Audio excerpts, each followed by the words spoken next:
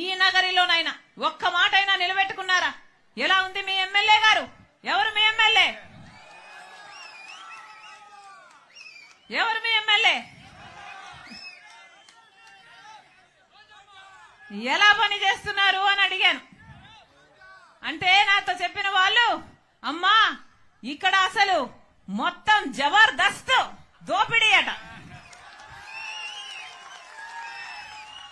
జబర్దస్త్ గా దోచుకుంటున్నారట. ఎలా ఉంది మీ ఎమ్మెల్యే అంటే, ఎమ్మెల్యే కాదమ్మా మంత్రి అన్నారు. పోనీ ఎలా ఉంది అంటే, మాకు ఒకరు కాదమ్మా నలుగురు మంత్రులు అన్నారు. నలుగురు ఏంటన్నా అంటే, ఎమ్మెల్యే గారు మంత్రి అట, భర్త మంత్రి అట, వాళ్ళ అన్నలిద్దరు కూడా మంత్రులేడట. యథేచ్ఛగా జబర్దస్త్ గా దోచుకుంటున్నారట.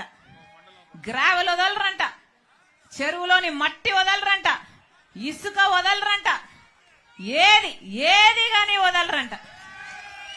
ఆఖరికి పేద వాళ్ళ కోసం హౌసింగ్ కడితే ఆ హౌసింగ్ మాఫియాలోనే చేతులు మారడంలోనే 100 కోట్లు సంపాదించుకున్నారమ్మా అన్నారు. పేదవాళ్లకు కట్టే ఇళ్లల్లో ఆఖరికి చిన్న ఉద్యోగాల కోసం వచ్చినా కూడా కమిషన్లు తీసుకుంటారమ్మా. ఎవరన్నా వెంచర్లు వేశారంటే ఆ వెంచర్లో వీళ్లకు అదేంటిది ప్లాట్లైనా ఇవ్వాలి, లేకపోతే కప్పమైనా కట్టాలి. వీళ్ళ కన్ను పడింది అంటే ఆ ప్లాట్ గా మిగలదమ్మా, వాళ్ళ స్వాహా చేసేస్తారు అన్నారు. ఇందుకేనా అధికారం ఇచ్చింది? ఇందుకేనా ఓట్లేసింది? ఎక్కడ చూసినా అవినీతి, ఎక్కడ చూసినా డబ్బులమయం. ప్రజల గురించి ఆలోచన చేసేవాడు ఎవరైనా ఉన్నారా అంటే ఒక్కరు కూడా లేదు.